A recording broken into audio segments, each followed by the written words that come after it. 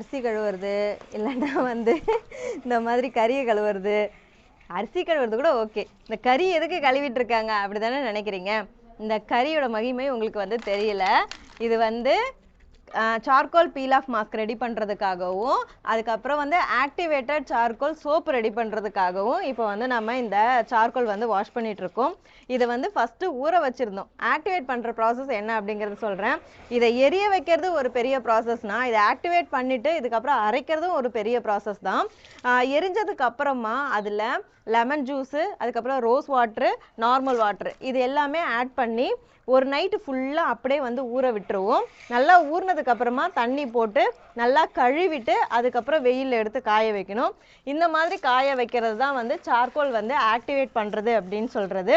So இந்த மாதிரி activate பண்ணி இந்த சார்கோல் பவுடரை வந்து பீல் ஆஃப் மாஸ்க்கும் சரி சோப்புக்கும் சரி யூஸ் பண்ணும்போது உங்களோட ஸ்கின்ல இருக்க எக்ஸஸான ஆயில் எல்லாமே அப்சர்வ் பண்ணிடும். ஆயில் ஸ்கின்னுக்கு பெஸ்ட் ரெமெடின்னு சொல்லுவேன்.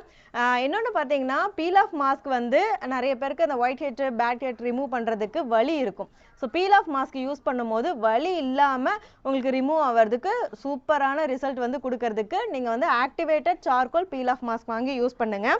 இப்போ மாஸ்க் ரெடி பண்ணுறதுக்காகவும் சோப்பு ரெடி பண்ணுறதுக்காகவும் தான் இந்த பவுடர் பண்ணுறதுக்கு இந்த ப்ராசஸ் போயிட்டுருக்கு. இதுக்கப்புறம் இதை அரைச்சி பவுடர் பண்ணி ரெடி பண்ணுற ப்ராசஸ் இருக்குது. அதை அடுத்த வீடியோவில் பார்க்கலாம். இந்த ப்ராடக்ட் உங்களுக்கு வேணும் அப்படின்னா ஸ்க்ரீனில் தெரியுற வாட்ஸ்அப் நம்பருக்கு மெசேஜ் பண்ணி ஆர்டர் பண்ணிக்கோங்க. இருப்பதை வைத்து இன்பமாக வாழலாம். தேங்க்யூ.